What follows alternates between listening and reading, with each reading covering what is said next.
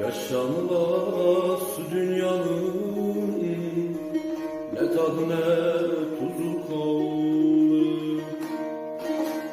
Ömür denen şu zamanın şu gitti azı kaldı.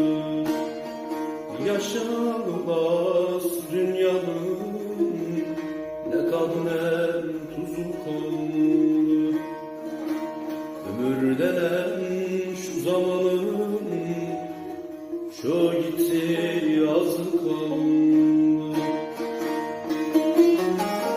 Çalışmadan yiyenlerin derimizi yiyenlerin yüce benim diyenlerin ne izine tozu kaldı.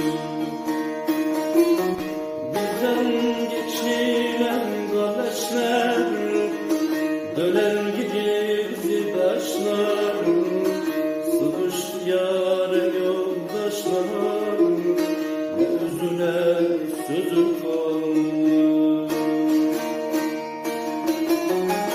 Çalışmadan yiyenlerin derimizi yiyenlerin yüce benim diyenlerin ne izine